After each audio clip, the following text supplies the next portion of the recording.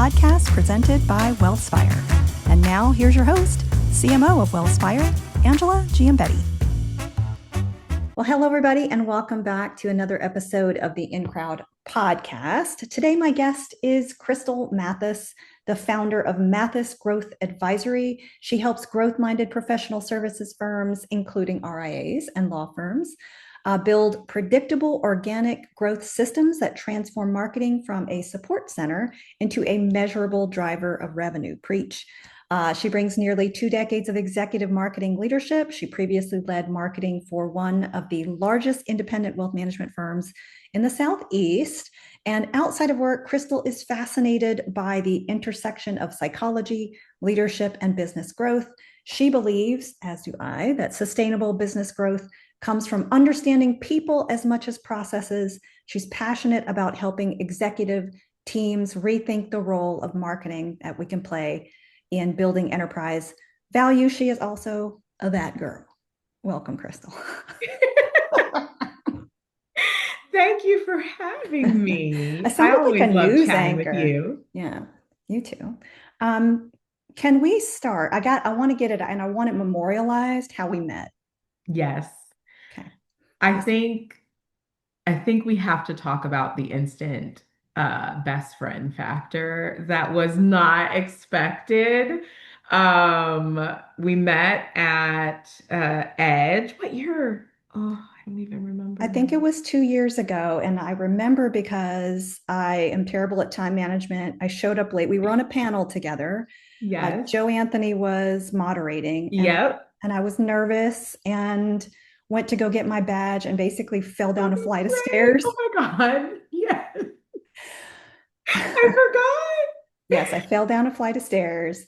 I'm sitting there embarrassed on the stairs. I hop back to my room. I'm door dashing a foot brace from CVS, forgot. and I'm freaking out because I'm like, I can't, there are no shoes that are going to fit this football. Is And it only you, broken? like Right? literally only you. Only me. You know me. And I remember we had like a pre-meet right before the panel, and I'm like dragging my bad foot. You're, I'm trying to play it cool, like this is not this. it's fine. And you took one look, and I told you the story, and you were like, "So we're all wearing flats then?" Just sneakers. Like, And and we rocked that stage in sneakers, did we not?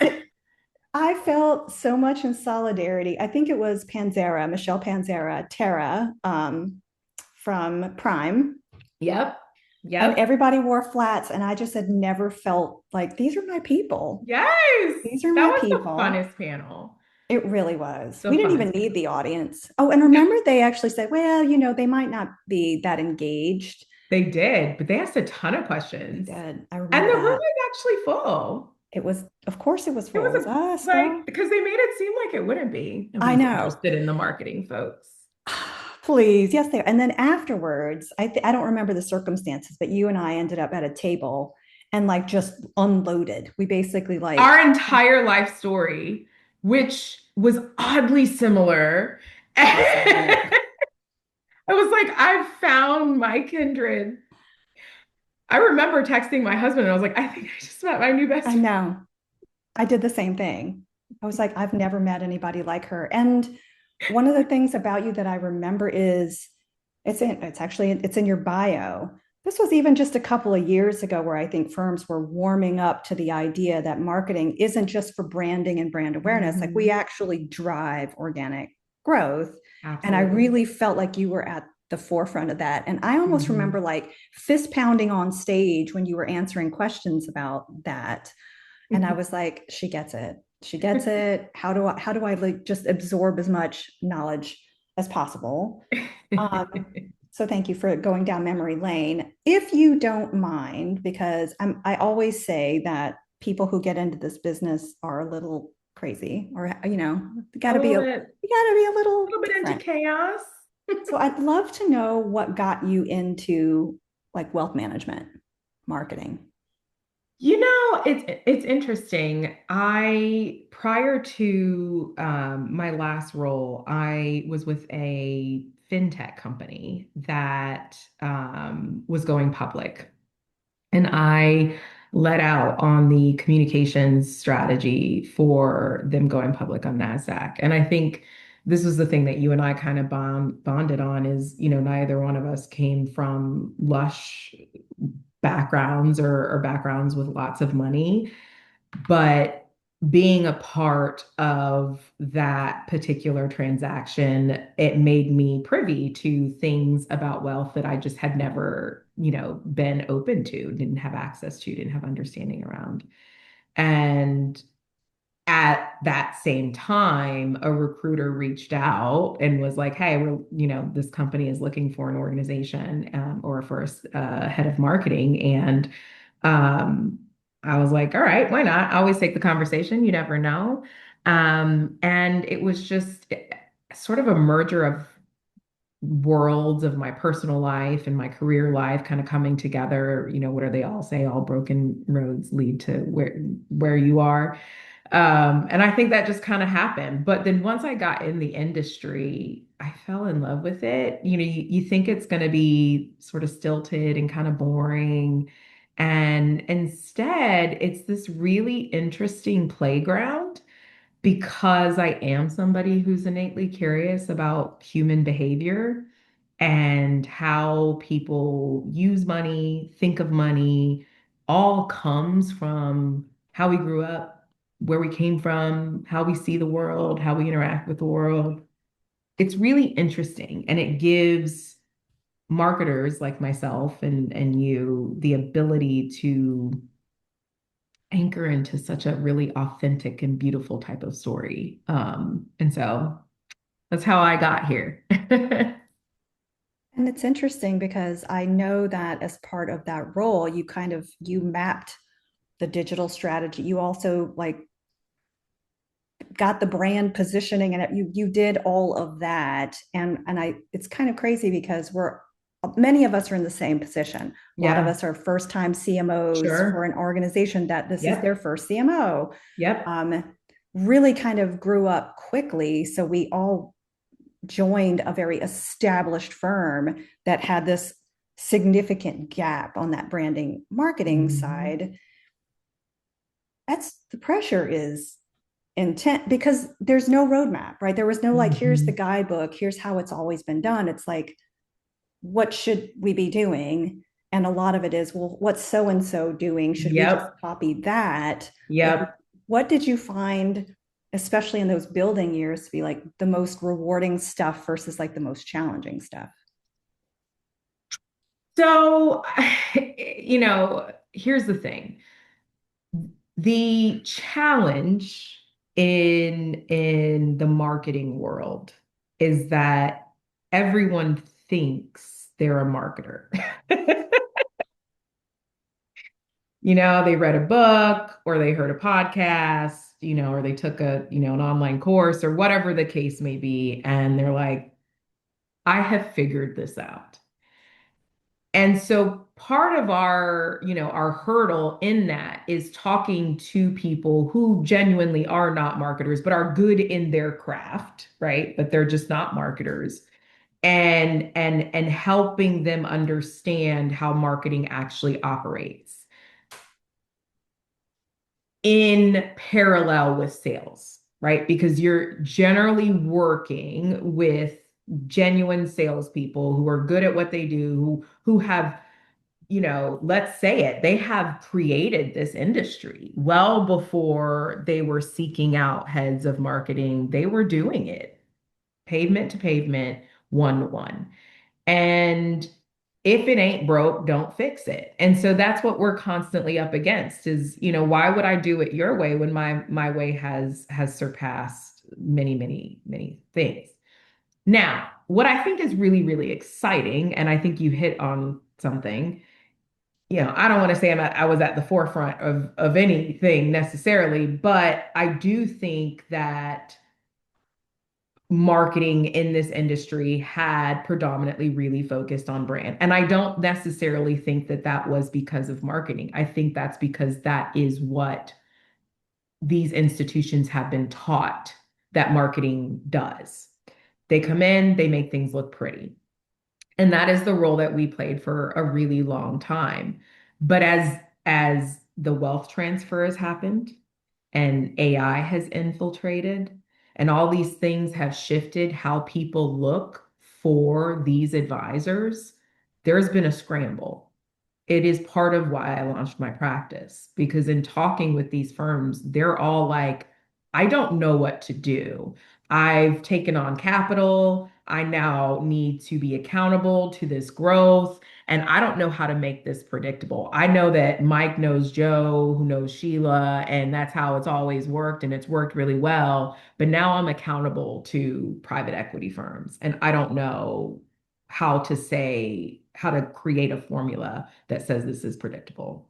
So, you know, we're in this kind of renaissance, I feel like, where people, one, are craving authentic communication. They're like, what, how do I stand out against, I hate the term AI slop because I think if you give the right prompt, you can actually make wonderful AI content. But they're figuring out, how do I stand out amongst that? How do I attract the right people? How do I turn that attention into actual clients and measure that it's working? And people are wanting and craving that now. And so we're in a really exciting time, but it's also a huge learning curve because people are just starting to understand. I just did a post the other day about the difference between brand marketing and growth marketing because I had a conversation with a CEO who is looking for a fractional practice to work with. And he said, I've been talking to these people and most of them are talking about brand and you are talking about connecting brand to sales and that feels very different. And I think a lot of marketers are starting to see that there's that connection and making that connection. So there must have been, I mean, there's a lot at play here when I think about the CMOs that I know. Almost all of them are women. And in many cases, myself included, we're one of the first women Yep. leaders in an organization. I think the characteristics that these women are driven, they Yep. feel accountable and responsible, and Yep. they are curious in all of the things. And something that I hear about a lot and myself is finding balance, trying to avoid burnout. And there are many times where I'm like, is this burnout? Am I actively burning out? Like I don't even know it if it hit me in the face because you're just used to going and going. How I want to talk about, there must have been a spark, right, where you were like, Mm. I'm doing great work here, but man, there's an opportunity here for me to Mhm. do this, and that could also be Mhm. very rewarding. Mhm. I'd love to talk about your mindset to get you there, but how Yeah. much did this balance of that life, that pressure, like how much of Yep. that played into making this change? Mhm. Because let's face it, that's also an unknown. Like going out onto your own and doing this thing means. Absolutely. So talk to me about that transition. All right, so let's get real. Let's Like, do it. let's get like abundantly real, right? I I think a lot of women like myself, sort of these driven, type A, high strung, I think we come from a pedigree of that. And I do think it's a lot of women of color, lots of women of minority populations that come from a space of you are to work, eight times as hard and, to get half as much. And that's just the way it is. And that's just what you do. And there's also a certain age group where it was like, there's a promised land. And I'm among that age group. There's a promised land that you're going to reach if you just work really, really hard and keep your head down. Right. And I think again, it's weird. It's like there's a renaissance in the industry and there's a renaissance amongst just my group of people of myself. I think we all got to the promised land and then we were like, I'm tired. I am really tired. Right. is this all there is? And we all started kind of asking that question. Like, I did the things, I did the salary, I got the title, and I did the family about the house. I am exhausted. This can't be it. And I started asking that question, and a lot of my friends started asking that question. And in asking that question, I think the answer became, I don't think it is. I don't think joy is something to be earned. I don't think rest is something to be earned. I think they're just requirements of a life well lived. And it was a brand that I had touted for many years in my past role. The entire brand launch, the entire brand promise was around building a life well lived while I wasn't really doing that. And I realized somewhere along the way that I wanted a life that I truly enjoyed and not one that just looked really good on paper.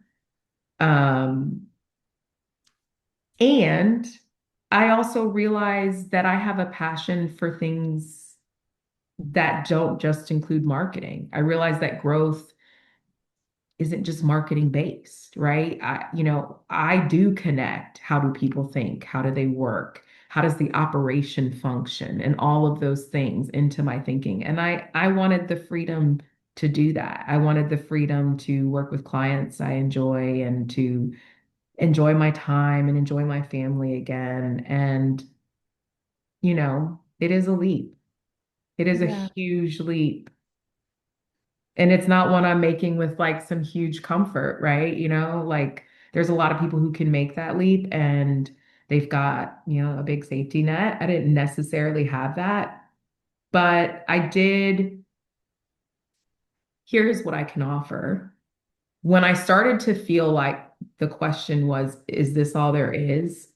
I started to think differently about the next couple of years and I started to plan differently. And so when the time came for me to make this leap, I had built enough things to make the leap confidently. And talk to me about kind of that first engagement. So you go off on your own. Oh my gosh, you're setting things up and you have that first engagement. How do you think you approach that differently than you would have, the corporate gig? So I think this is also what I love about my work is, and we're going to be real because me and Let's you, do, girl. yeah. Um, the least favorite part of my when I was a full-time person was corporate politics. It is the least favorite part of my job. That is not to say that I don't still indulge in understanding the psyche of people. It is actually the first few weeks of my work is understanding how people think within the organization. But the beauty of having a third party like myself is I'm not mired with the historical triggers of that same organization. I can look at things and assess things from a truly objective point of view. And I'm naturally curious. So, one of the things I said to my husband is, I get to ask questions and nobody thinks I'm annoying. They think I'm smart. And that's why I like my job because I You're get to not just doing do wrong. that and be curious now. And I'm sure it's welcomed. I'm sure like they're expecting you to come in and you can like break the ice if there is these nuances or tension. Like Hmm. Crystal will ask the tough questions Yeah, because that's her they role. appreciate it. Oh, that's got to be freeing. It's so freeing, like you're sort of removed from those pieces while at the same time having empathy because I did come from that space and I remember being inside and the work feels different. It absolutely like I love my clients and I feel when we're talking about something I'm using the term we with every single one because I want to see them succeed. But it is different when you're inside. And I get that and I understand that. And it informs my work because at the end of the day, people execute strategies, not organizations. Who, like, paint a picture for me of the successful team that you engage with on the other side. Like who are you engaging with? Like it's important that leadership's involved. It's important that I have a, like, what does that look like for you for a successful engagement? I tell I will say what I tell every client is that in hiring me, you are hiring truly a CMO. So my expectation is that I am acting as a member of your leadership team. I am in the leadership team meetings. I am, I have a boss that I am reporting to. That could be the CEO, that could be the COO. There's a budget, there are metrics I'm accountable to. I am truly a CMO that you are hiring. You're just getting me at a fraction of the price. And it makes sense for organizations that are in high growth mode, are not in a space where they can provide the type of, salary compensation and benefits compensation to what a CMO would require, but they still need the expertise. And so, yeah, I have to have access to your leadership. I have to have access to your systems. I am truly your CMO.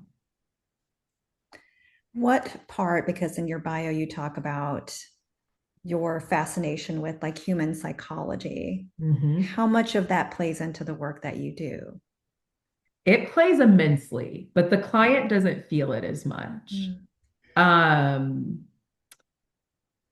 it's not the way it sort of looks from the client's purview is that when they're seeing the strategy, it feels like it's very much in alignment with what the organization can do. That's where the psychology comes in. The questions are being asked is not a lot of like, tell me how you feel, but I'm gleaning a lot from every meeting. I record every meeting that I have. I have, whether it's online, even in person, I've had meetings at restaurants. I use Plod, shout out. It is a wonderful recording device. I record every meeting because there's subtext in there that you might miss. I also don't like to have to take notes. I like to be able to pay attention and really get curious to hear sort of, this person I can tell is not really feeling marketing, and this person I can tell really wants marketing. And the reason he's not feeling marketing is because he's dealt with marketing before and the type of marketing. And getting behind that means that when I put together the strategy, it has addressed all of those things that subtly were in your brain, without me sounding like I've invaded your brain. Right. Sneak. Well, you mentioned AI a couple times. Do you find that is very disruptive in the work that you're doing today with clients? Are they like, do we need AI? Tell us what we're doing. Do you feel like that's playing a role? I'm finding that clients are wanting to incorporate it into their business to make things more scalable operationally. And that they are having a bit of a hard time with some of their staff, sometimes even the younger staff. I don't know if you've been hearing about like the people, booing AI and stuff. And so there's a lot of people who are just really hesitant in its use.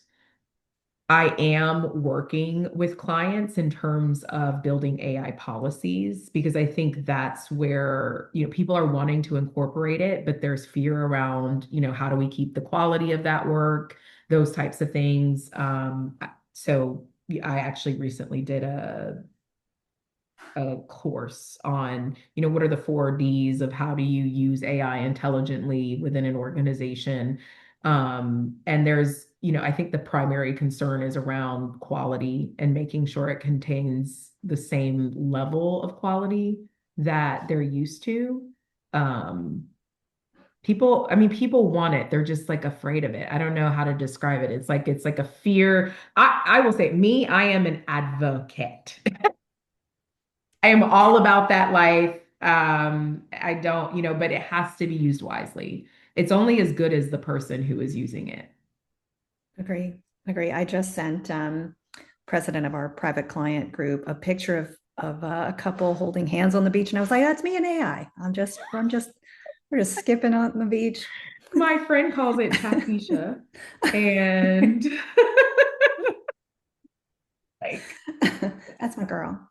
me and chatisha. Um, all right. So let me ask you, what is there a difference of what success looks like now running your own practice versus what success looked like kind of in a corporate role?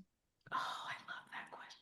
Because it's so funny. I was just thinking about this, just to myself, because there's not a boss, to validate your thinking one way or the other. There's not a person who's, reviewing your PowerPoints for the pieces. And so as a person who's, very success driven, there's a mindset shift that has to happen there, where the validation now needs to come internally, or it needs to come from, what used to be like, my boss said this was really great, is now, I actually had a call before this where I presented a strategy and the client loved it. And now, having that is like, oh, Yeah.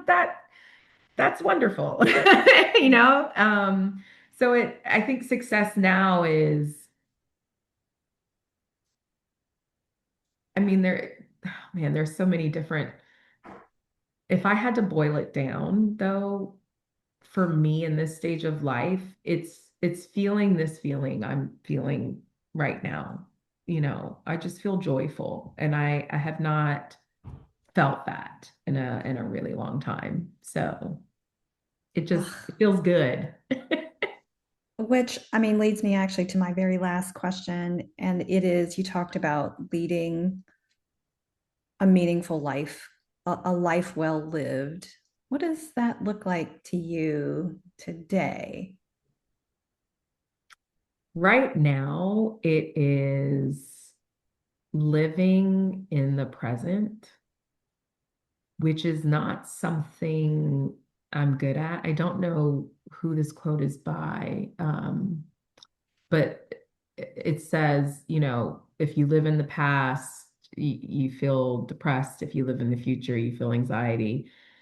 Um, and I think I've always been the live in the future type. I think that's what a lot of women are. We're always planning, we're always thinking ahead. We literally are bred to do that.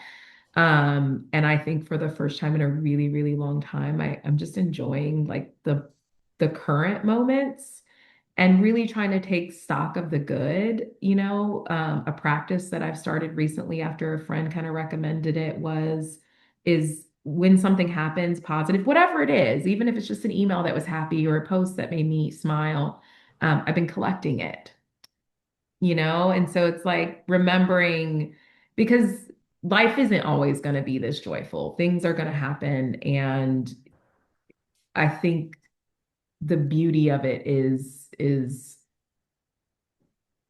in, knowing it's temporal, that's maybe what makes it kind of special. You're right. I do the same thing. It is taking a second to be grateful Yeah. for the right now, for the weather is just beautiful and there's the breeze when I'm on my bike. I'm Yes. learning to skateboard. I saw Oh, I saw it in the surf shop and I was like, I'm gonna do no, it. This you're is a not. cute Oh my God. skateboard. First of all, I need footage. So do I. I'm like, is nobody getting this? I need you This to is get good footage of stuff this right for now. me and send this to me. That is amazing. So I'm just saying, you see something, you feel like it's going to give you joy, grab it, Grab it, grab it. because there's so many things in this life that suck now. I mean, come on. I'm only You're going to give right. you the I know. truth, And this is why I and wanted to have this chat. It's part therapy. Okay. It's part promotion. But it's all real. It's it's all 100%. real. A lot of things suck right now, objectively, right? And so just run for joy. That is my mantra. Run for joy and hashtag big founder energy. Love it. Well, thank you so much, Crystal, for taking time Of to course. chat with me on this day. I mean, it's formal, but are we ever formal? Are No we? way. Never. This Not is as since I've formal met as we you, get. I know. literally. Since I fell down some Lit- stairs. Literally in Um, sneakers. Of well, anyway, thank you so much and excited to see course. what you do. And I'm always following you on social. I'm going to hype you up every chance I get. You have a good one. Same here. Listen, that's all we're ever doing, hyping each other. All right. Have a good one. You too. Bye bye. Thanks for listening to this episode of The In Crowd, presented by Wealthspire LP, Wealthspire Advisors LLC, Fiducian Advisors LLC, Wealthspire Retirement LLC, DBA Wealthspire Retirement Advisory, and certain other affiliates are separately registered investment advisors and subsidiary companies of Wealthspire LP. If you have feedback, including suggestions for future topics and guests, contact us at clientrelations@wealthspire.com.